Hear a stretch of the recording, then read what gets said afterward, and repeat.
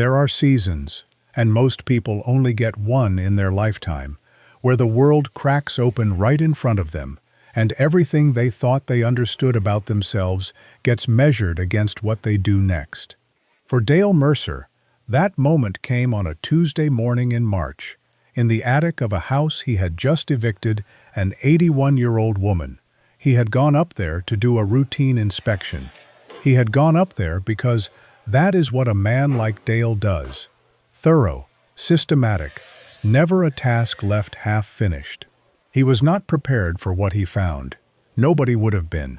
And the thing that makes this story different from every other story you have heard about greed and property and old women left standing on porches is not what was in that attic. It is what Dale Mercer chose to do about it. Because he could have walked away. He almost did.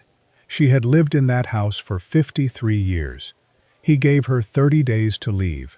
What he found when she was gone would cost him everything he thought he knew about himself. Stay with me, because by the time this story is finished, you are going to ask yourself the same question Dale Mercer could not stop asking in the months that followed. And that question is this: if you had been the one to climb those stairs, if you had been the one to open that box, if you had been the one to read that letter, what would you have done? Before we go any further, let us set out the shape of what we are dealing with here, because this story moves fast, and if you miss a piece early on, the later reveals will not land the way they should. There are 3 questions at the center of everything that happened in Macon, Georgia, in the spring of that year. The first is this: who was Eleanor Pruitt, and why, after 53 years, did she not fight the eviction? The second: what was in that attic, and why did Eleanor leave it there deliberately, knowing Dale Mercer would find it? And the third question, the one that nobody in Macon could answer at first, and the one that took months of careful tracing to understand, is this: what does it cost a man to look at something he was never supposed to find and decide he cannot pretend he didn't see it? Nobody in Macon thought much about Eleanor Pruitt. She kept her yard clean, she kept her curtains drawn, and she kept her silence like a woman who had earned the right to it. Dale Mercer thought she was simply an old woman who had run out of time to pay. He was wrong about almost everything. And before we go deeper into this story, we want to hear from you. Drop a comment and let us know where you are watching from. We would love to hear from our community all around the world. And if you have not already, please hit that subscribe button so you never miss any of our upcoming videos. Now, let us go back to the beginning. Because to understand what was in that attic, you first have to understand the 2 people whose lives made the attic necessary. Eleanor Ruth Pruitt was born in 1942 in a small house outside of Valdosta, Georgia, the second of 4 children raised by a tobacco farmer and his wife on 40 acres that never quite produced enough. She was, by all accounts of people who knew her in those early years, a girl of exceptional quiet, not shy, there is a difference, but possessed of a kind of internal stillness that made adults pay attention to her in rooms where louder children were going unheard. She married Thomas Pruitt in 1969 at the age of 27, which was considered late in those circles, and the 2 of them moved into the house on Briar Mill Road in Macon 2 years later, in 1971, when Thomas took a job as a machinist at a manufacturing plant that made industrial components for the construction industry. The house cost them $11,000. Thomas paid most of it in cash, the rest in a 3-year note. They never moved again. In that house, Eleanor raised 2 children. The first was a daughter named Patricia, born in 1972, who grew up to be an accountant, moved to Portland, Oregon, in her late 20s, and maintained a relationship with her mother that could be described charitably as occasional. The second child was a son named Robert Allen Pruitt, born in 1956, Eleanor's child from before her marriage to Thomas, a fact the family never publicly discussed and the neighborhood never asked about.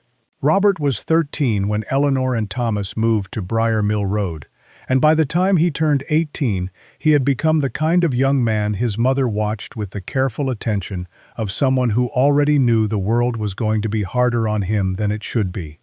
He was bright. He was observant. He had his mother's gift for stillness and his biological father's gift for nothing that served him well. Thomas Pruitt died of a cardiac event in 1998, alone in the driveway on a Sunday afternoon, and Eleanor buried him in the Riverside Baptist Cemetery on the east side of Macon with a headstone that read, Thomas A. Pruitt, a good man who built things that lasted. After Thomas died, Eleanor received 3 separate offers to purchase the house on Briar Mill Road. The first came in 2001 from a developer interested in the lot size. The second came in 2007 from a neighbor who wanted to combine properties. The third came in 2014 from a man Eleanor had never met who sent a representative in a suit that cost more than she had spent on furniture in a decade. She declined all 3 offers with a single handwritten note on the same cream-colored paper each time. The note said, "This house is not for sale." No explanation, no apology. Neighbors who knew Eleanor from the years of Thomas's life described her as polite but sealed shut. One woman who lived across the street for 30 years said, "And I want you to hear this carefully, because it matters. She was the kind of woman who made you feel you were missing something important, but she would never tell you what." For years, the mail carrier on Briar Mill Road, a man named Curtis, who had worked that route since 1989, noticed something about Eleanor's mail. Once a month, without fail, a letter arrived addressed to Eleanor in handwriting that never changed, no return address. Postmarked from cities that rotated, Memphis one month, then Baton Rouge, then a town in Mississippi that Curtis could not always read clearly through the postmark smear. He thought little of it at first. People have pen pals. People have distant relatives. But what struck Curtis, he said later, was the consistency. 30 years on the same route, never a missed month. And Eleanor, who collected her own mail every single morning and never let it sit in the box past 7 a.m., would take that particular letter inside first, before anything else. And he never once saw her open it at the door, the way she sometimes did with bills or notices from the church. Whatever was inside those envelopes, she opened alone.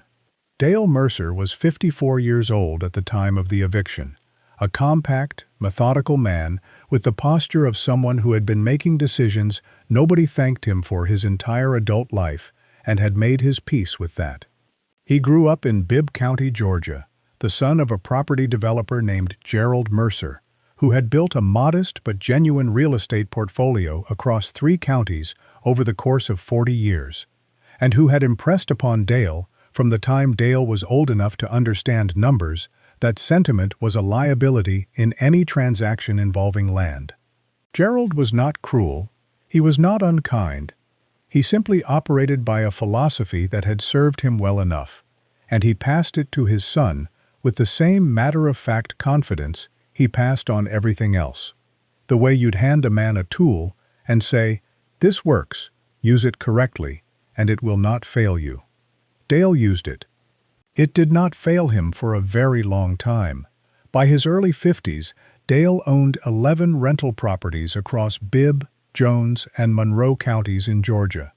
He managed them himself, with the help of a part-time property manager named Deborah, who handled tenant communications, and a maintenance crew of 2 men he had worked with for over a decade.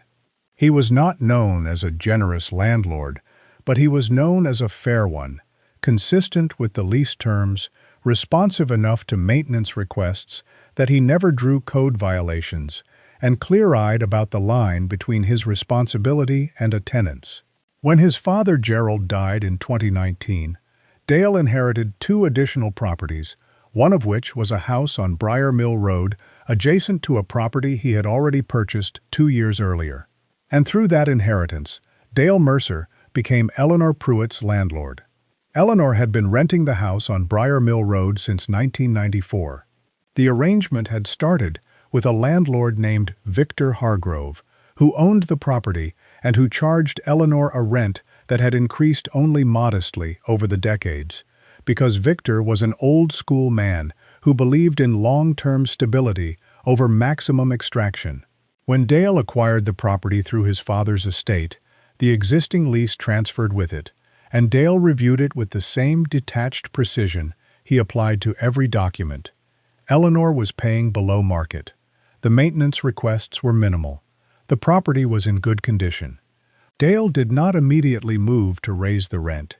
He gave it 18 months, then sent a letter of adjustment with 90 days' notice, bringing Eleanor's monthly payment from $840 to $1,120. Eleanor did not respond to the letter. She did not negotiate. She began paying the new amount the following month, on time, as she always had. For 11 more months, everything held. And then, in the fall of that year, Eleanor missed her first payment, then her second. By the time the third month passed with no rent received and no communication initiated by Eleanor, Dale had filed the eviction papers. His wife Karen, a woman of genuine moral instinct who had spent 22 years watching Dale operate with his ledger's logic, and had long since understood both its utility and its limits, asked him to give Eleanor 60 days more. She said, "She is 81 years old, Dale." She said, "Give her 60 days." Dale gave her 30. Not because he was heartless, because 30 was what the lease allowed, and Dale Mercer had built his entire adult life on the logic of what the lease allowed. He told me later that he remembers Karen's face when he said it. He said he can still see it. And he said he wishes he had understood what he was looking at. Eleanor Pruitt did not contest the eviction. This is the detail that stopped everyone who later learned about the case. The lawyers, the investigators, the neighbors who came forward with their own pieces of the story. She received the filing notice, signed for it at the door on a Thursday morning, and by the following Monday she had begun packing. No phone call to an attorney, no call to the county legal aid office, no letter to Dale asking for more time. She simply began moving through the rooms of that house, deciding what to take and what to leave, with the calm of a woman who had been preparing for exactly this moment for a very long time. Her daughter Patricia flew in from Portland for the final weekend. Neighbors offered help. Eleanor declined almost everything, accepting only one piece of assistance. A man named Gerald Bates, who lived 2 houses down, offered to help carry boxes to Patricia's rental car, and Eleanor allowed him to carry one specific box, a small one, sealed with brown packing tape on all 4 edges, and she insisted on taking it from him the moment it was in the car and holding it in her own lap for the entire drive to the storage facility, where Patricia had rented a unit. Nobody asked Eleanor what was in the box. Patricia said later that she wanted to, but that something in her mother's posture told her not to. Eleanor rode with the box in her lap and looked straight ahead through the windshield and did not speak for the first 15 minutes of the drive. Then she said, "I need you to know that I have handled everything." Patricia said, "What does that mean?" Eleanor said, "It means what I said." And that was the end of it. Dale Mercer arrived at the house on a Tuesday morning, as scheduled, to change the locks and conduct his standard walkthrough. Eleanor was already gone. The house was quiet.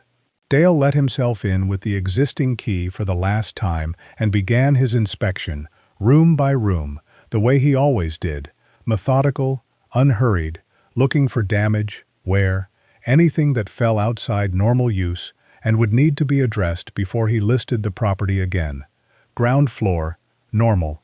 Master bedroom, normal. Second bedroom, normal. Second bedroom, normal. Hall bathroom, normal.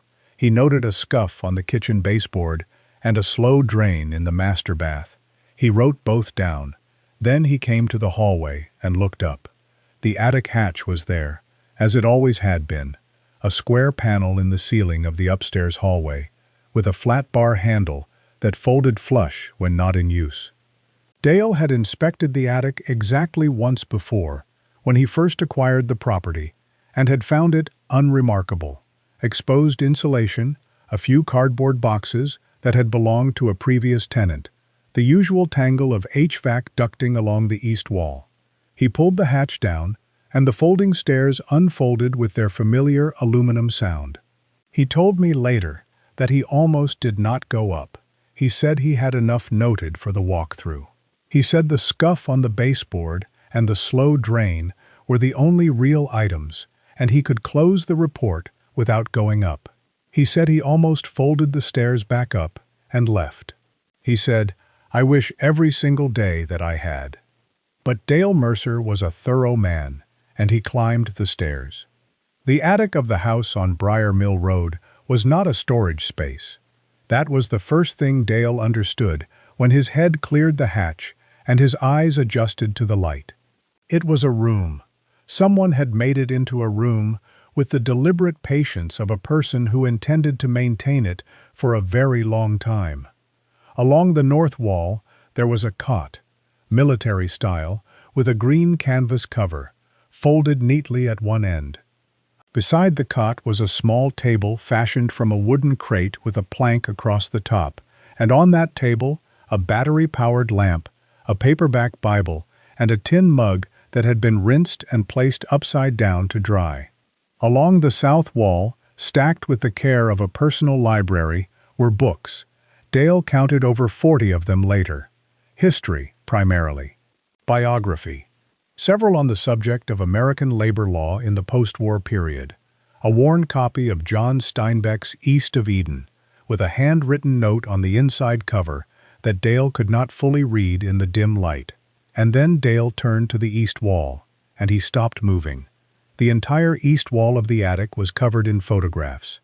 Not framed, not organized by era or size, simply pinned and taped across the drywall from knee height to the full reach of a person's arm, edge to edge, some overlapping, some isolated, hundreds of them, and every single photograph was of the same man. Dale stood there and looked at them the way a person looks at something that refuses to organize itself into sense. The man in the photographs was clearly the same person across what appeared to be several decades of time. A young man in his 20s, in the earliest photographs, lean-faced and serious, then the same face in his 30s, then his 40s, then appearing to be in his early 60s in the most recent images. The photographs were candid, taken at a distance, through windows, across parking lots, in public spaces. The man did not appear to know he was being photographed. In not a single image was he looking at the camera. Dale moved slowly down the wall, looking at each photograph in sequence. His mind was reaching for explanations the way a hand reaches for a railing in the dark. This is what people do when reality presents them with something that has no immediate frame. He thought, a relative. He thought, a friend. He thought, Eleanor had a hobby he did not know about. None of it held. Near the center of the wall, at approximately eye level, there was one photograph that was different from all the others. It was a formal portrait, the kind taken at a civic event or a municipal function, and the man in it was wearing a jacket and tie and looking directly at the camera with the composed expression of a man accustomed to being photographed officially. Beneath this photograph, affixed to the wall with a strip of tape, was a small index card. Written on it, in handwriting Dale would later confirm was Eleanor's, the same careful, upright cursive from the rent receipts she used to leave in the mailbox, were 3 words. He never knew. Dale stood in that attic for 11 minutes before he moved. He counted them later because the number stayed with him. He said he kept waiting for the photographs to resolve into something he recognized. They never did. Not in the way he expected. Not in any way that gave him an easy exit. He looked at the cot. He looked at the books. He looked at the 3 words on the index card. And then he looked down, because there was something he had not yet registered in his first scan of the room. Under the cot, pushed back against the wall, partially obscured by the green canvas cover that had fallen at one end, there was a metal tin, the kind used for cookies at Christmas, with a generic blue and white pattern on the lid. The lid was secured with a small combination padlock of the type sold at any hardware store. Dale reached under the cot and pulled the tin out. He turned it over in his hands. He tried the lock. It did not open. He stood there holding it for a long moment, and then he took it with him. Dale Mercer did not call the police. This is important to understand, and it requires a specific kind of honesty about what drives a man who has built his life around the management of property and the enforcement of clear-cut agreements. He did not call the police because, at that moment, standing in the parking lot of the house on Briar Mill Road, with a tin box under his arm and a head full of photographs he could not explain, calling the police felt like handing something over before he understood what it was. And Dale Mercer did not hand things over before he understood them. That was not a moral failure, so much as it was the habit of a man who had always believed that information belonged to whoever did the work of gathering it. He drove home. He put the tin box on the kitchen table. He made a pot of coffee. He sat down and he did not move for the better part of 2 hours. Karen found him there the next morning, still at the kitchen table, the coffee long cold, the tin box still sitting in front of him like an unexploded thing. She said later that she knew something significant had happened the moment she walked into the kitchen, not because Dale looked distressed, exactly, but because Dale did not look like Dale. He looked like a man who had been asked a question he did not know how to answer, which was not a look she had seen on her husband's face in 22 years of marriage. He showed her the photographs. He had brought a selection of them down from the attic, careful to remove them in the order he had found them, careful to keep them as undisturbed as he could manage, for reasons he could not entirely explain, even to himself. Karen sat at the table and went through them one by one. She was quiet for a long time. Then she said, "Dale, that man is in a military uniform in this one. Look at the lapels." Dale looked. She was right. In one of the middle photographs, the man appearing to be in his mid-30s, he was wearing a dress uniform Dale had not recognized as such in the dim light of the attic. Karen said, "You need to call Eleanor. You need to call her right now and ask her what this is." Dale said he was not ready to do that. He could not explain to Karen, or to himself, why not. There was something in the photographs, in the 3 words on the index card, in the locked tin box sitting between them on the kitchen table, that told him this was not a conversation to have on a phone with a woman he barely knew, without understanding at least the outline of what he was walking into. He had a contact at the county assessor's office, a man named Gil Tanner, who had worked in Bibb County government records for over 20 years, and who had a particular talent for finding things that should be in public documents, but somehow never made it easy to find. Dale called Gil that afternoon. He told him he had found some old photographs in a property he had just acquired, that there was a man in them wearing military dress, and he was trying to identify who the man was. He said he found the photos in the house. He did not mention the attic room. He did not mention the tin box. He did not mention Eleanor's name. The lie was small. It was also the first one, and the first lie is always the one that costs you the most. Gil said he would make some calls. He would check the county property archives, cross-reference with military records through a contact he had at the Veterans Administration Regional Office in Atlanta. He said, "Give me 24 hours."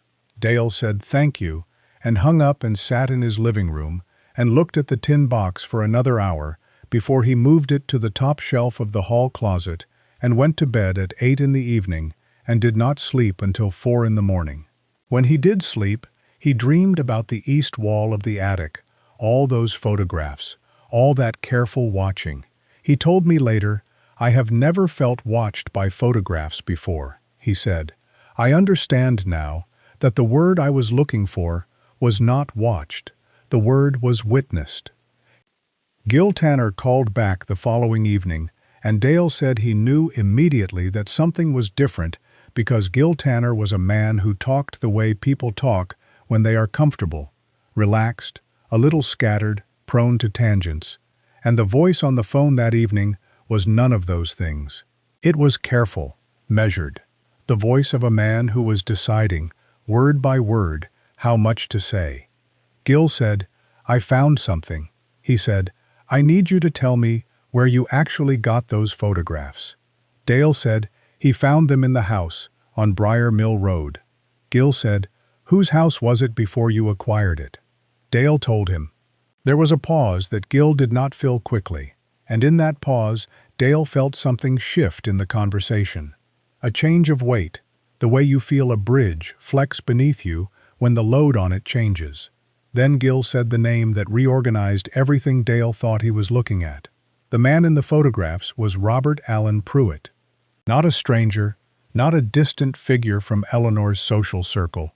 Her son, the one who, according to every neighbor Dale had ever spoken to about the Pruitt family, had died young.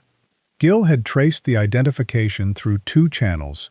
First, a military service record from the early 1980s showing a Robert A. Pruitt of Macon, Georgia, who had served a single 4-year enlistment in the Army before receiving an honorable discharge in 1984, and the face in the service photograph matched the face on the east wall of the attic, beyond any reasonable question. Second, a death certificate filed with the state of Georgia in October of 1987, recording the death of Robert Allen Pruitt, age 31, cause of death listed as cardiac arrest, burial location listed at Riverside Baptist Cemetery in Macon.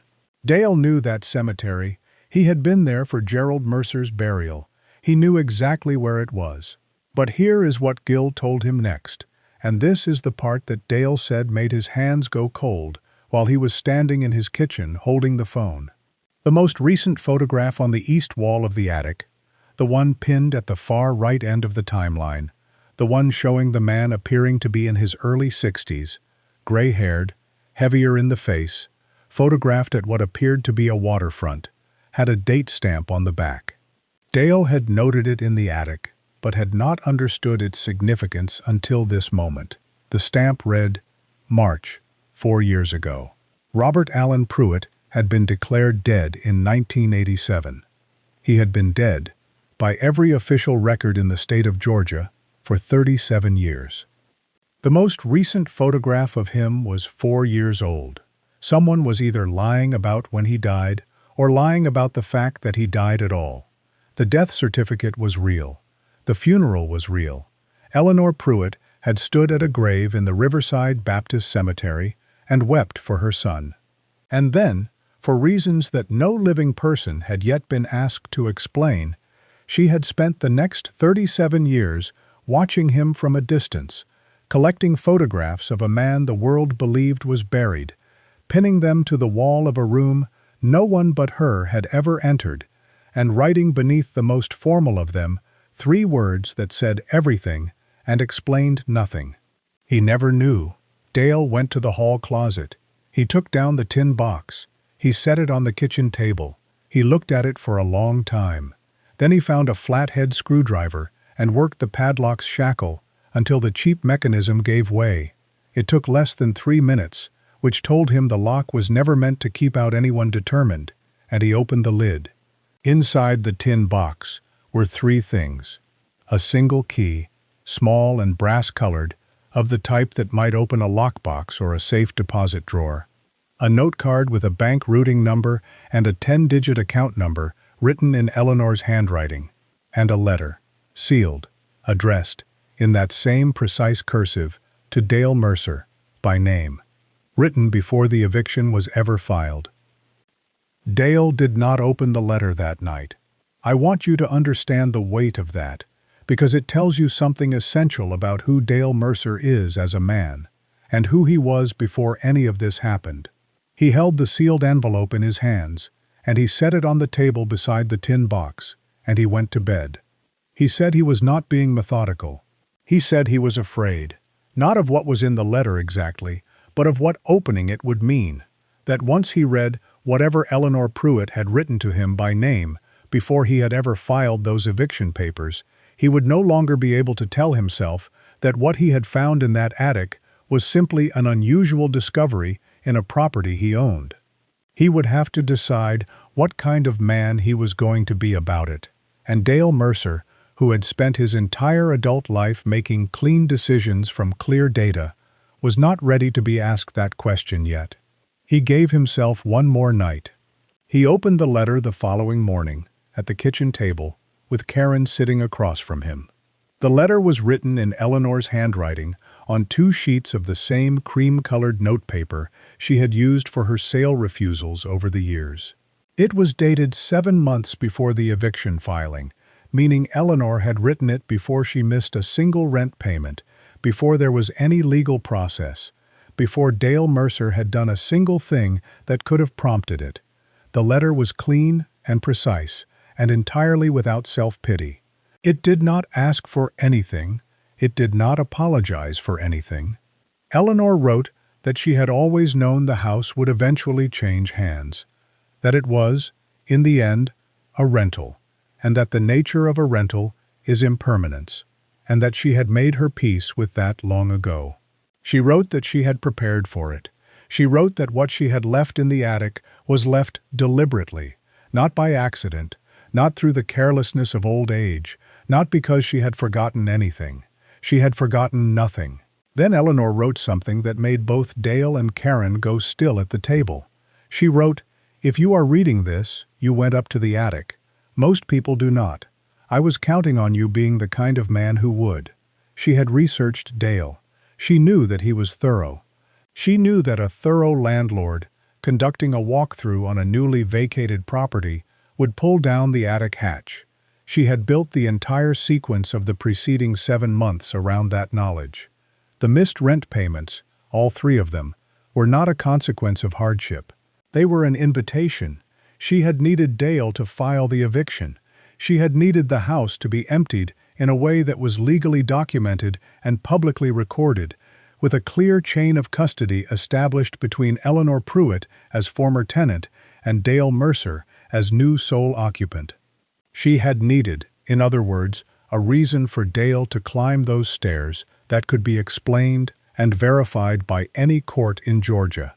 She had manufactured that reason with 3 months of deliberately unpaid rent. The letter did not explain why. It gave an address in Savannah, Georgia, and a specific time, Saturday, 10 in the morning. It said, "Come alone." It said, "Bring the key." It said, "If you are not there, I will understand, and everything you found in the attic can be turned over to the police, and they will do what they do with things like this." But Eleanor Pruitt wrote, and I want you to hear this, because it is the line that Dale said he has turned over in his mind more times than he can count in the months since. "It would be better if you came." He read the letter 4 times. Then he folded it and put it in his shirt pocket and did not take it out again for the rest of the week. But he went to Savannah. Karen read the letter over his shoulder before he folded it. She was quiet for a very long moment. Then she said, very softly, and Dale said the way she said it made the hair on his forearm stand up. She said, "Dale, she knew your name before you filed those papers." Dale had not intended to tell anyone what he had found. That had been his plan, or what passed for a plan in the days immediately following the discovery, when everything was still too new and too large for him to approach with the systematic clarity he usually brought to problems. He had told Gil just enough to get the identification, and he had done so under cover of a partial truth that he now regretted. But information, particularly in a community the size and social density of Macon's Briar Mill neighborhood, does not stay contained simply because the person who carries it wishes it would. Gil Tanner told someone. He said later that he had not told the whole story, only that a name had come up in connection with a property transfer that did not quite add up, and that the name was one people on that street would remember. That was enough. By the end of the week following Dale's walkthrough, the neighborhood was aware that something had been found in Eleanor's house.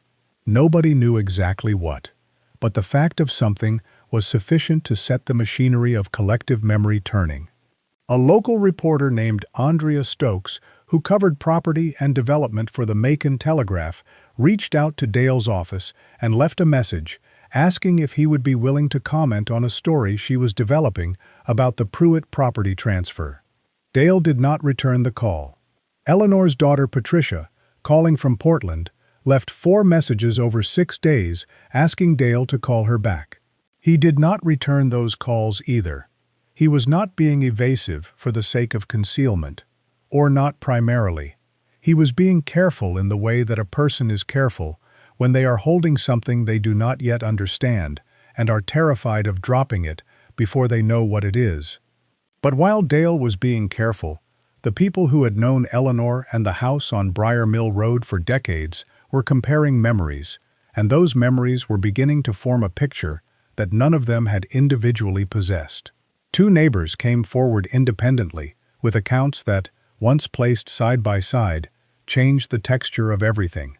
The first was a woman named Denise Watkins, who had lived diagonally across the street from Eleanor for 26 years, and who remembered, on multiple occasions over that time, seeing a light in the attic window of the Pruitt house late at night, past midnight, sometimes past 2 in the morning, a warm amber glow, visible through the ventilation gap above the roofline. Denise had assumed it was Eleanor, unable to sleep, moving around upstairs with a flashlight. The second account came from a retired postal worker named Samuel, who had spent time as a neighbor and handyman of Eleanor's in the early 2000s. Samuel said that on one occasion, while helping Eleanor clear brush from the back fence line, she had asked him a question that he had thought nothing of at the time, but that he thought about constantly now. She had asked him, "Sam, if someone was watching your house from a parked car, how long would you wait before you said something to somebody?" Samuel had told her he would probably give it a day, maybe 2.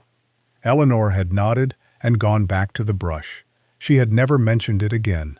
And then, from the far end of the street, came the third account. An 80-year-old man named Harlan Doss sent word through a mutual acquaintance that he needed to speak to Dale privately, not on the phone, in person. Harlan said he knew something about Robert Pruitt that nobody else on that street was old enough to know, because what he knew had happened before most of them arrived. He said he had kept it for 30 years because Eleanor had asked him to, and because he had trusted Eleanor with the same unquestioned conviction with which you trust a person who has never once asked you for anything unreasonable. He said he was telling it now because Eleanor was gone from the house, and because from what he was hearing, things were moving in a direction that required someone to fill in the frame. Harlan Doss had lived at the far end of Briar Mill Road since 1976. He was, by the time Dale sat down with him in the kitchen of his small yellow house on a Thursday morning in April, a man of compact and deliberate stillness, the kind of stillness that comes not from passivity, but from having long ago decided what was worth spending your energy on and what was not. He had known Thomas Pruitt from the Union Hall in the mid-70s, before Thomas took the machinist job at the manufacturing plant. He had known Eleanor from the church they had both attended, off and on, in the years before Thomas died. And he had known Robert Allen Pruitt from the years when Robert was a young man in his mid-20s, doing odd jobs around the neighborhood and working, for a brief period, as a driver and general assistant at the plant where Thomas was employed. Robert had been sharp, Harlan said, not in the way that made people immediately comfortable with him, but in the way that made people eventually realize, after some time had passed, that he had understood every situation he walked into faster than anyone around him had given him credit for. In the spring of 1986, Robert was working in the supply chain office of a construction materials company that had a contract with the same industrial consortium that employed Thomas. The details of what Robert saw in that office, the specific documents, the specific figures, would take months to fully reconstruct, and we will come to the substance of them later. What Harlan knew, and what Eleanor had told him in confidence in the months after it happened, was simpler. Robert had seen paperwork he was not supposed to see. He had understood what it meant. and he had made one phone call to a person he believed he could trust, telling that person what he had found. The call was a mistake. Within a week, a man came to the Pruitt house on Briar Mill Road, asking for Robert. Thomas answered the door. Thomas told the man Robert was not home. The man left a card with a handwritten number and a message. Tell him it would be better for everyone if he got in touch. The man came back 2 more times that summer. The second time, he came with another man. They did not threaten anyone directly. They did not raise their voices. They sat in the front room of the Pruitt house, while Eleanor stood in the kitchen doorway, and Thomas sat in his chair. And they explained, in the careful language of people who have done this before, that the matter Robert had inquired about was private, that it had been misunderstood, and that the wisest course for Robert, and for his family, would be to let it go and move on. Eleanor offered them water. They declined. They left. Robert, who had been listening from upstairs, came down after they went and told his mother and Thomas that he did not think they were going to stop. He had no proof of what they were capable of, but he understood, with the same quick reading of a situation that Harlan had always seen in him, that the people who had sent those men were not the kind of people who allowed loose ends to stay loose. Eleanor and Thomas spent 3 weeks making a decision that most people, most comfortable, legally protected, institutionally supported people, would find incomprehensible. They decided to make Robert disappear. Not to run, exactly. Not to simply relocate and hope for the best. To disappear completely and permanently, with documentation that would satisfy any inquiry. Thomas used a contact from his union years, a man Harlan would not name, and whose name Eleanor had never told him fully, only that he was someone who had helped people in similar situations before, and who did not do it cheaply or carelessly. The death certificate was arranged through this contact. It was real in the sense that it was filed with the state, signed by a physician whose relationship to the process Harlan said he did not know the details of, and recorded in the appropriate county books. A funeral was held. A casket was buried in the Riverside Baptist Cemetery. Eleanor stood at that grave in a black dress in the October rain of 1987 and wept in front of everyone who knew her family. And Robert Allen Pruitt, aged 31, walked out of Macon, Georgia, with a different name, a different social security number, and the understanding that he would never contact his family through any traceable channel again. Harlan Doss had carried this knowledge for 30 years. He said Eleanor had asked him to tell no one, not because she didn't trust the people around her, but because the fewer people who held a piece of a secret like this, the smaller the surface area for it to be found. She was right, and Harlan, who was a man who understood the specific weight of being trusted with something you did not choose to know, had kept it.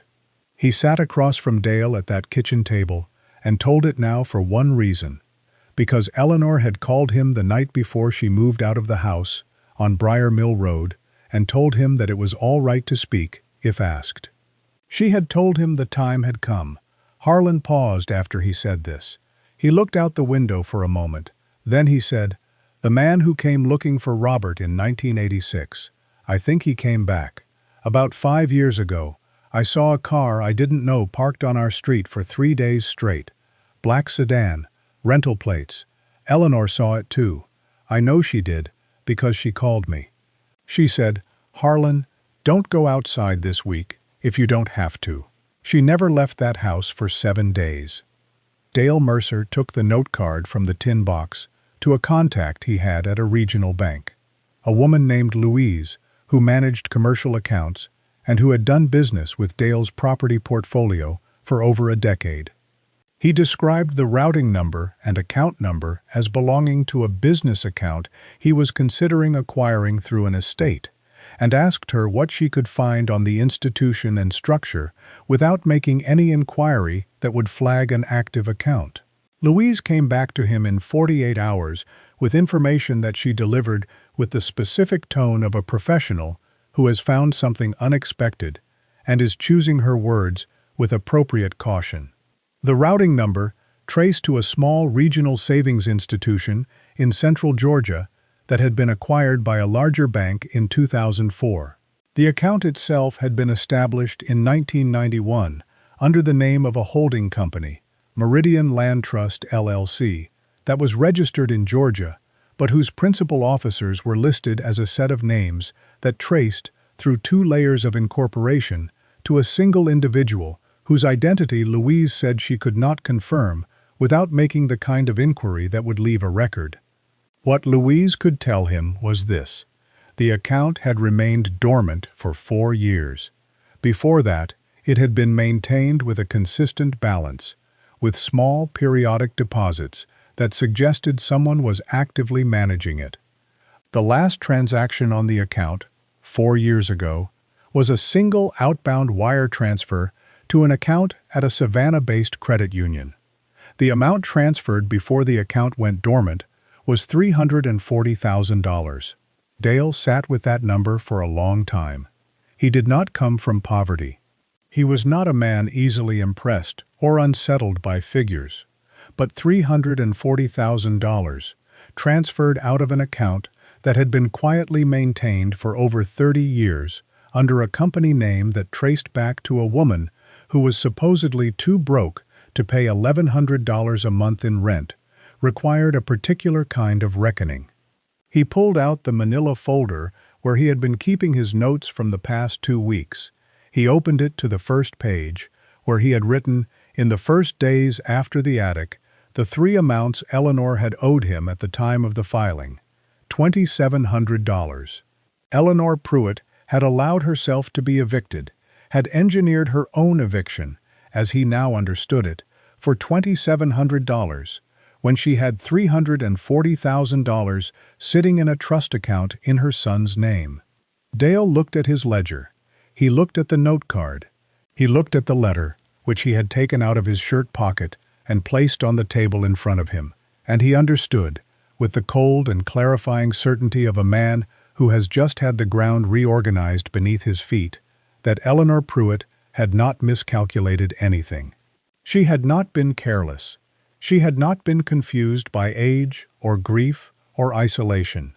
She had been, for a very long time, several moves ahead of every person who thought they understood her situation.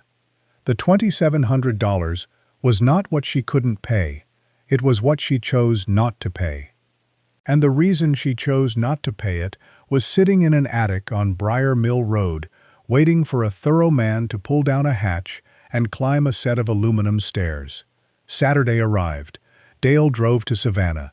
He was going to meet Eleanor Pruitt, and, it turned out, someone else entirely. The address Eleanor had given him was a small house in the Ardsley Park neighborhood of Savannah, a quiet, tree-lined area of older homes and wide sidewalks, the kind of neighborhood that has the particular stillness of a place where people have lived long enough to stop performing their lives for anyone passing by. Dale pulled up in front of it at 5 minutes to 10 on a Saturday morning and sat in his truck for a while before he got out. He had brought the key from the tin box. He had brought the letter. He had not told Karen the full address, only that he was meeting Eleanor, and that he would call her by noon. Karen had looked at him for a long moment before he left and said, "Be careful with yourself." Not, be careful with yourself. He thought about that distinction the whole drive down. Eleanor answered the door before he knocked. She had been watching from the front window.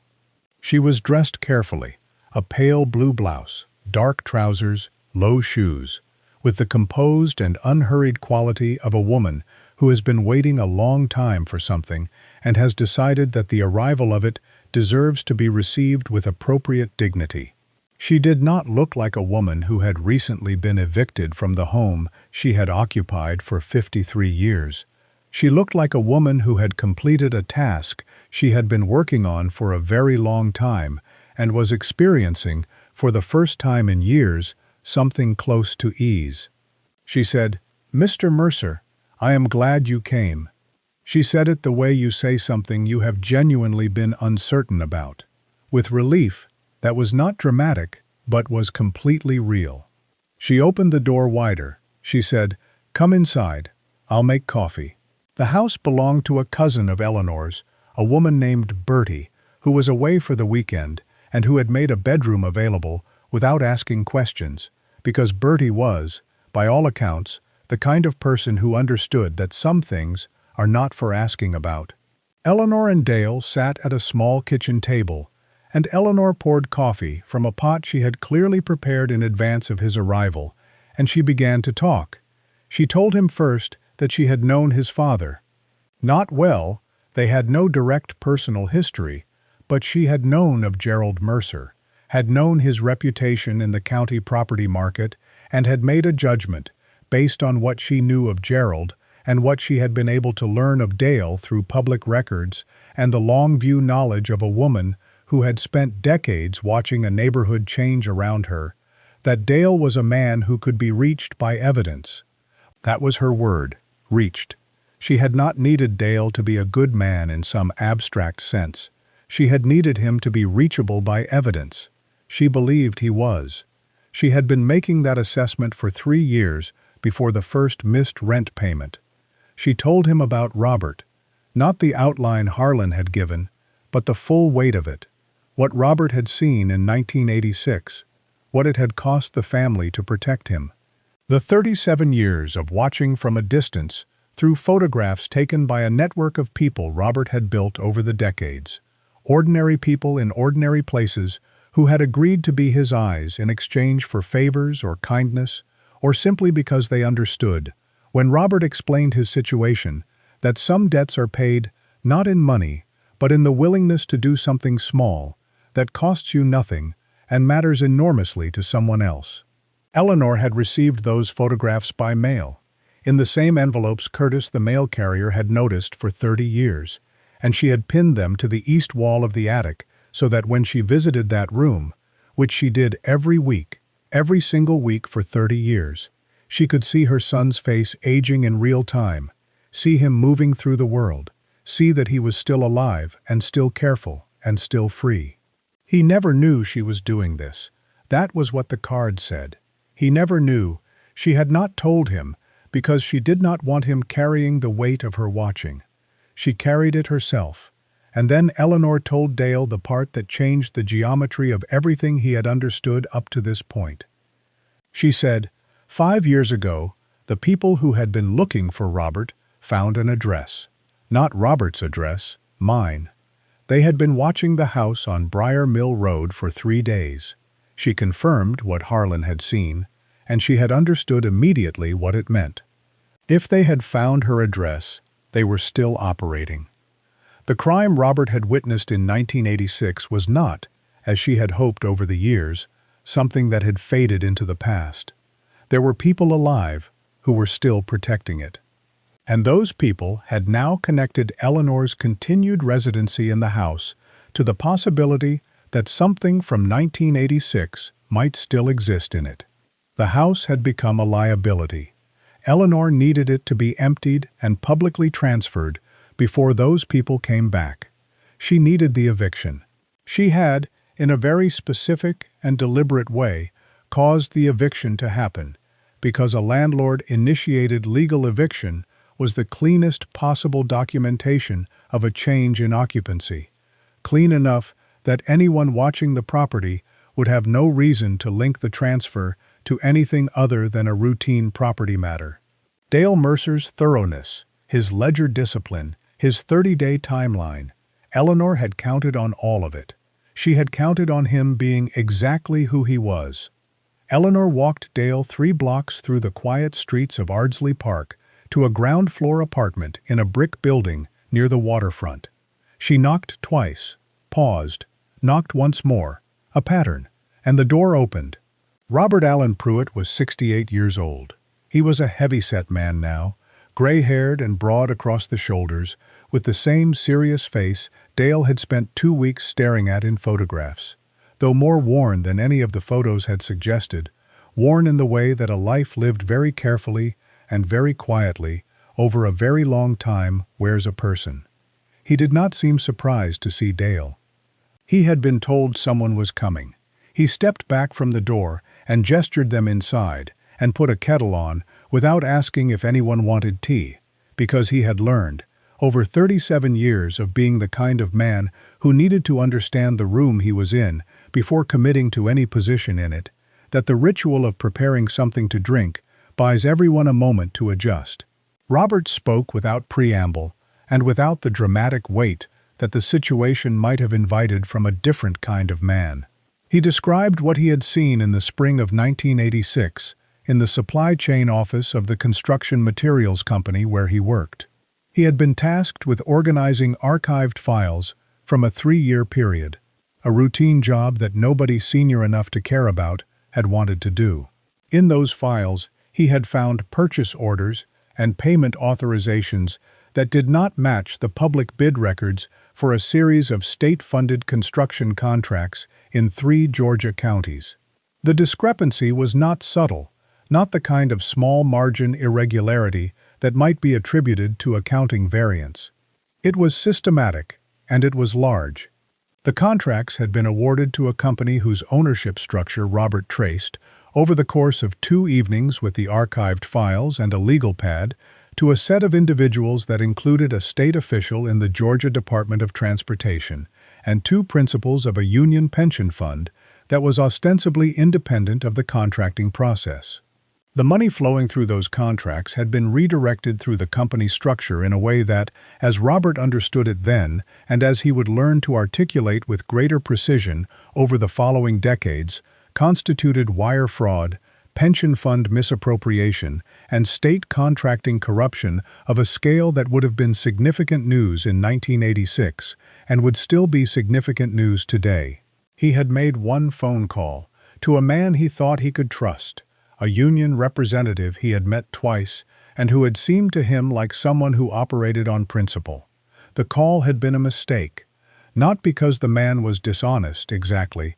Robert had later come to believe the man was simply frightened, and that frightened people do not always do what they should. Within a week, the men came to the house. Within 3 weeks, Robert was dead. Within a month, his new name was in use in a city 400 miles away, and Eleanor Pruitt was beginning the 37-year vigil of watching her living son through other people's photographs.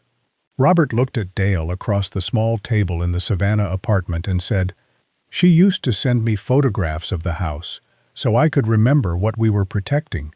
He said it simply. Dale said later that it was the moment in the whole story where he came closest to losing his composure, not at anything dramatic, but at the word "we." Because Eleanor had been protecting Robert, and Robert had been protecting Eleanor, and neither of them had been in the same room for 37 years. He said the word "we," and Dale understood that the distance between them had not broken anything. It had simply been the form that their particular love had taken. Robert slid something across the table. It was a small piece of paper, the kind torn from a legal pad, folded once. He said, "The trust account. The money in it was never meant for me. That account was established by my mother in 1991, using proceeds from the sale of property she and my father owned in Valdosta. She moved it and managed it for 30 years. It was never for my use. It was for whoever came next." He paused. He said, "It was for you." Dale said he did not understand. Robert said, "The money is for the work, for what has to happen now. My mother did not leave that attic for you to find, so that a story could be told. She left it so that something could finally be done, and doing something requires resources. She decided 3 years ago that you were the person she was going to trust with those resources." Dale sat with that for a long time. A woman who had spent 37 years protecting her son had looked at a landlord she had never met and decided, based on the methodical, ledger-driven, 30-day notice thoroughness of the man, that he was the one she was going to trust with her life's work.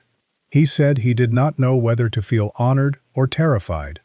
He said, "The honest answer is that he felt both, and that both feelings were entirely appropriate." Eleanor, who had been sitting quietly while Robert spoke, looked at Dale when Robert had finished and said one more thing. She said, "The documents Robert saw in 1986 were not destroyed." Robert had not been able to take them in 1986. He had been a young man who had made one phone call and suddenly understood that he had perhaps 3 days before the people on the other side of that call decided what to do with the problem he represented. He had not been able to get back to the office, but he had written down what he saw. Every figure, every name, every discrepancy, every authorization signature, on a legal pad that he had taken home, believing he would bring it back to copy the originals and then use both the pad and the copies as evidence. He never got back, but he had kept the legal pad. And more than that, in the weeks before he disappeared, when the threat had become clear and the decision to fake his death had been made, Robert had made contact with one person inside the company, a low-level billing clerk, a quiet man named Warren, who had also seen the documents and who had agreed, at significant personal risk, to photocopy what he could before the annual file audit that would have rotated those records into deep storage. Warren had passed those copies to Thomas Pruitt through a chain of 2 intermediaries. Thomas had hidden them in the house on Briar Mill Road, in a wall cavity behind the master bedroom closet. The documents had been there for 37 years, hidden in a house that Eleanor refused to sell. Hidden in a house that she had been paying rent on for 30 years from her own fixed income to keep accessible. Hidden in a house that she had ultimately allowed to be evicted from, had engineered being evicted from, because the house was now a liability to Robert's safety, and the documents inside it had waited long enough. She had spent 30 years waiting for the right person to come along. The right person, she had decided, was a man thorough enough to climb an attic he didn't need to inspect, careful enough to take a tin box he had no legal right to, and honest enough, she believed, to not walk away from what he found inside it. Eleanor looked at Dale across the small kitchen table in Bertie's borrowed house and asked him one question. She said, "Mr. Mercer, what kind of man do you want to be when this is over?" Dale did not answer immediately. He said later that the question frightened him, not because he didn't know the answer, but because he did. Dale Mercer drove back to Macon that night. He did not sleep.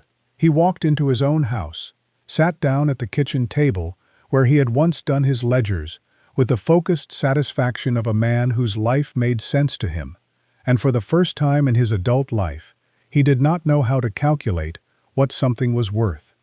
Dale Mercer opened the wall cavity himself. He did it on a Sunday morning, alone, with a pry bar and a flashlight, working from the corner of the master bedroom closet, where Eleanor's letter had indicated the original hidden space had been created, a section of drywall that had been remudded and repainted, probably in the mid-'80s, with enough care that it would pass a visual inspection, but not a close physical examination, by someone who knew what to look for. Dale found the seam on his second pass with the flashlight. He worked carefully, not because he was afraid of what he would find, but because, by this point, he understood that what was behind that wall had been waiting for 37 years and deserved to come out with the same care with which it had been placed there. The drywall section came free in one piece. Behind it was a shallow recess, framed with 2x4s, and inside that recess, wrapped in a layer of plastic sheeting and then a layer of brown paper and secured with rubber bands that had long since degraded and been replaced at some point. Eleanor had been in there, at some point, and replaced the rubber bands, was a package roughly the size of a large legal envelope. Inside the package were 2 sets of documents.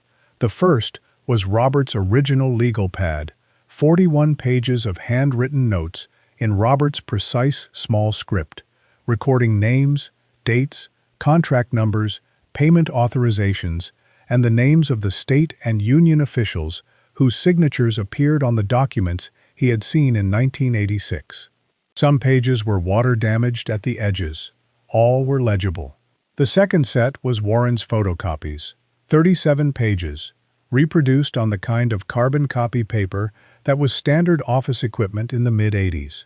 Some of the ink faded, but most of it clear, showing purchase orders, payment authorizations, and internal budget transfers that, to Dale's non-specialist eye, appeared to document exactly what Robert had described: systematic diversion of state contract funds through a shell company structure into the accounts of individuals who had no legitimate claim to them. The crime was 37 years old, but Dale had taken a call from the attorney in Atlanta whose name appeared on the back of Eleanor's letter before he opened the wall cavity, and that attorney, a woman named Celeste Hadley, who specialized in financial crime and government corruption cases, had told him something that made the age of the documents irrelevant. The statute of limitations on the underlying financial offenses had never run, because the cover-up was continuous and ongoing, because the people who had benefited from what Robert had seen in 1986 had spent 37 years maintaining the structure that concealed it. And a cover-up, under federal law, refreshes the clock every time it is actively maintained. Celeste Hadley had a reputation Dale had verified in the 3 days between his return from Savannah and his Sunday morning at the wall cavity. She had worked financial crime cases in Georgia for 19 years. She had a record of successful prosecution partnerships with both the State Attorney General's office and the Federal Department of Justice. She was precise, careful, and entirely unimpressed by the prominence of the people she had gone up against. When Dale called her from the parking lot of the house on Briar Mill Road, the documents in a box on the passenger seat, she listened to his summary without interrupting and then said 3 words: "Bring me everything." He drove to Atlanta that afternoon. She reviewed the documents for 4 hours while Dale waited in her conference room, drinking the worst coffee he had ever tasted in his life, staring at the table, thinking about Eleanor standing at a grave in the October rain of 1987 and weeping in front of the whole neighborhood for a son who was not dead. Celeste came out of her office and sat across from him and said, "There are 2 individuals currently serving in Georgia state government whose continued positions depend on these documents never reaching a court." She said, "Are you ready for what happens next?" Dale said yes. He was not entirely sure it was true, but he said it, and that was what mattered. What happened next took 8 months to fully take shape, and it was, by any honest measure, not a clean or triumphant process. It was the kind of process that real accountability tends to be: complicated, slow, publicly messy, and costly to the person who initiates it in ways that are difficult to fully anticipate in advance. Dale cooperated completely with the investigation that Celeste Hadley coordinated, first with the Georgia Attorney General's office and subsequently with a joint team that included federal investigators from the Department of Justice's Public Integrity Section. His name became part of the public record early in the process because the chain of custody of the documents, from the attic on Briar Mill Road to the wall cavity to Celeste's office, required Dale's full and documented participation. That meant his name was in the court filings. That meant the Macon Telegraph's Andrea Stokes, who had left those unreturned messages months earlier, had a far better story than she had originally anticipated. That meant Dale Mercer's 11 rental properties and his 3-county portfolio were suddenly associated, in the public mind, with a corruption investigation that had nothing to do with his actual conduct and everything to do with the woman he had evicted. 2 of Dale's business partners distanced themselves before the investigation was 6 weeks old. A commercial lender called a note on one of his Jones County properties, citing reputational risk, in language that Dale's attorney told him was almost certainly improper but would cost more to contest than the property was worth.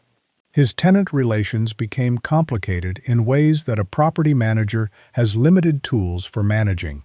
The Macon Telegraph ran a story with a headline that was accurate but, Dale said, managed to make him sound both more central to the corruption and more personally culpable for the eviction than the facts warranted. He said he read that story 3 times and thought about calling the reporter and then decided that the story would be replaced by other stories in time, and that the thing to do was to keep his head down and let the legal process do what it was designed to do. Karen, throughout all of this, did not waver. She became, in Dale's words, and he said this quietly, without ceremony, in the way that people describe the things that matter most, the most steady person he had ever stood next to. He said, "I have spent 22 years thinking I was the steady one." He said he was wrong about that. He said she had always been the steady one, and he had simply not needed to rely on it before. The investigation produced results that were significant but imperfect, in the way that most real outcomes of real accountability efforts tend to be. One of the two state officials identified in the documents, a mid-level administrator in the Georgia Department of Transportation who had held his position for over 2 decades, resigned before formal charges were filed, citing health reasons. The second, a retired official who had retained a consulting contract that allowed him to continue influencing contract decisions in an advisory capacity, was indicted on 4 counts of wire fraud and 1 count of conspiracy to defraud the United States. The case was, at the time of this production, still moving through the federal courts. The principles of the union pension fund structure that had been used in the original diversion were more difficult to reach. 2 were deceased, 1 was in a care facility and was determined not competent to stand trial, and 1, the youngest of the group, who had been a junior figure in the operation in 1986, entered a cooperation agreement with federal investigators in exchange for a reduced exposure. The investigation was not finished. These things rarely finish cleanly, but it had started, and 37 years is a long time for something to wait. Dale returned the trust fund to Eleanor's family. All of it. He called Eleanor directly and told her he was transferring the funds back to the account in Savannah. Eleanor declined. She said, without drama, that the money had been set aside for a purpose, and the purpose was complete, and that she had made arrangements for what should happen to it if it was no longer needed for what it had been intended for. She asked Dale to give it to the Macon Legal Aid Society, which provided representation to low-income tenants facing eviction in Bibb and Monroe counties. Dale did. He did it quietly, without a press release, without informing Andrea Stokes or anyone else at the Telegraph. The donation was discovered eventually. These things always are. But by the time it was reported, it was a footnote to a larger story, which is exactly where Dale wanted it. He said, "I evicted an 81-year-old woman for $2,700. I am not interested in being praised for what I did after." He said, "The praise would be for the wrong thing entirely." Several months after the investigation became public, Dale went back to the house on Briar Mill Road. He had not relisted it. He had not started the renovation work he had initially planned. He had been, in the way of a man who knows that some rooms are not ready to be repurposed yet, leaving it alone. He let himself in with his own key and walked through the ground floor. The scuff on the kitchen baseboard had been repaired now, the slow drain in the master bath cleared, and then climbed the stairs and stood in the hallway and looked up at the attic hatch. He pulled it down. He climbed the aluminum stairs. The attic was empty. He had taken the photographs down carefully, in sequence, in the weeks after his return from Savannah, and he had packed them flat between sheets of cardboard and mailed them to an address in Savannah, the apartment 3 blocks from the waterfront, in a flat-rate postal box he had stood in line for at the post office on Gray Street on a Tuesday morning in May. He had not included a note. He had not been sure what note to include. He had simply wrapped the photographs carefully and sent them to the man they were of, who had never known they existed. Robert had called him 3 weeks after the package arrived. It was the first time they had spoken by phone. Robert said, "I don't know what to say to you about those photographs." Dale said, "You don't have to say anything." Robert said, "My mother took those herself for the first 10 years. I can tell from the angles. She drove to wherever I was and photographed me from a distance. I never saw her. I never knew." Dale said, "I know." Robert was quiet for a moment. Then he said, She was always the most careful person I knew. The most careful and the most patient. Dale said, "I know that too." Robert said, "Thank you for sending them." Dale said, "Of course." They talked for another 20 minutes about nothing in particular. About the legal process, about Savannah, about the house on Briar Mill Road, and when they hung up, Dale said he sat in his truck for a while before he started it, not thinking about anything specific, just sitting with the particular weight of a conversation that had not needed to be dramatic to mean everything. In the attic, the cot was gone. The lamp was gone. The books were gone. Dale had packaged those as well and sent them to Savannah, separately, because they seemed like they belonged to someone specific and should not be left in a house being prepared for new tenants. The heater was gone. The east wall was bare. The 3 words on the index card were gone. The room was smaller than Dale remembered, which is almost always how it goes with spaces that have held something large. He stood there for a long time. Then he went downstairs and sat on the front porch steps in the afternoon light and called Eleanor. She answered on the second ring, which surprised him. He had expected voicemail. She sounded well. She said she had been having a good week. He told her the house was clean. She thanked him. Then she said, "It was always clean, Mr. Mercer." He thought about that for a moment. He said, "I think I understand what you mean." She said, "I think you do."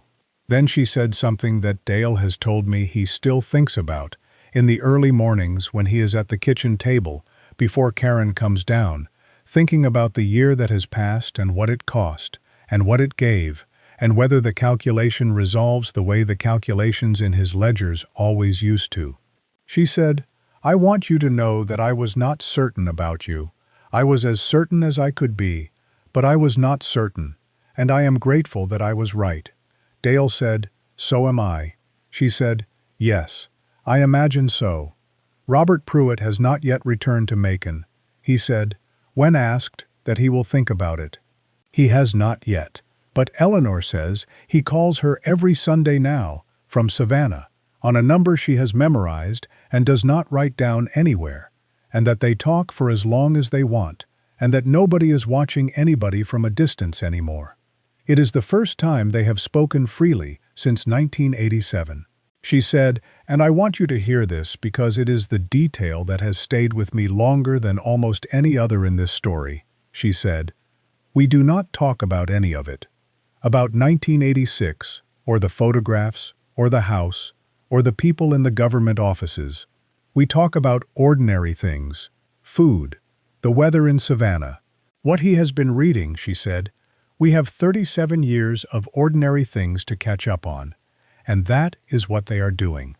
There is a version of this story where Dale Mercer closes the attic hatch, files his paperwork, and moves on. Most of us live in that version every day. We walk past the hatches. We do the math. We decide the question is not ours to answer. We tell ourselves that it is not our responsibility, that someone else will deal with it, that the calculus of getting involved does not balance out in our favor, and most of the time, nobody would blame us. Most of the time, walking away is not a moral failure. It is just the ordinary friction of a life that does not have room for everything. Dale Mercer would have been forgiven by anyone for walking away. He had filed his papers correctly. He had given the legal notice. He had done what the lease allowed. Nobody on Briar Mill Road would have held it against him. Nobody would have known the difference. The photographs would have eventually been discovered by whoever renovated that attic, and they would have been thrown away, because a wall of candid photographs of a dead man means nothing to someone who does not know the story. The tin box would have been pried open and discarded. The documents in the wall cavity might have stayed there indefinitely. The people in the state offices who needed those documents to stay hidden would have continued, as they had continued for 37 years, without consequence. Eleanor Pruitt spent 53 years betting that somewhere, at some point, someone would climb the stairs. She bet her son's safety on it. She bet her savings on it. She bet 30 years of photographs mailed from a distance on it, and 30 years of letters received at 7 in the morning and opened alone, and 30 years of a grave in the Riverside Baptist Cemetery that she tended on the anniversary of a death that never happened. She was betting on a specific kind of person, not a good person in the vague, comfortable sense of the word, but a thorough one, a person whose habits of attention were strong enough to override the easier path. She was right about Dale Mercer.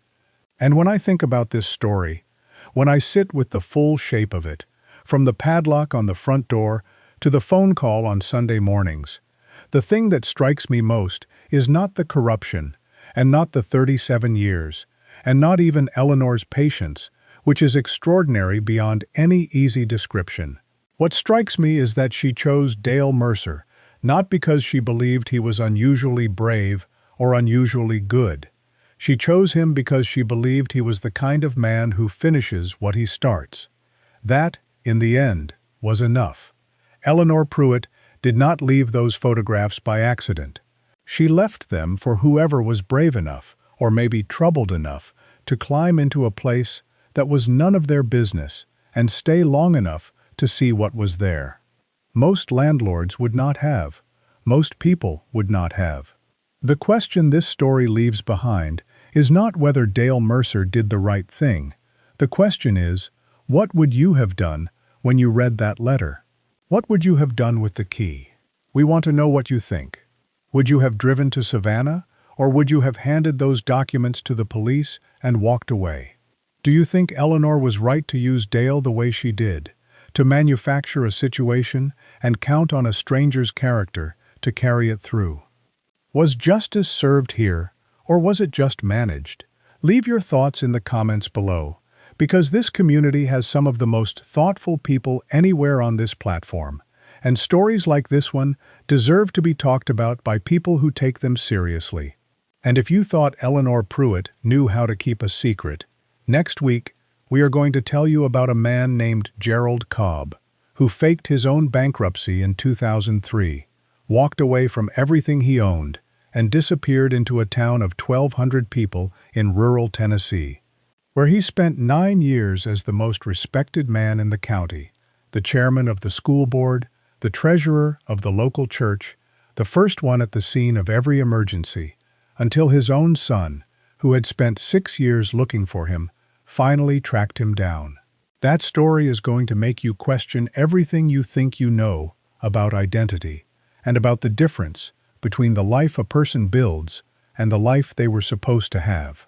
Before we get to next week, please hit that subscribe button right now if you have not already, so you never miss any of our upcoming videos.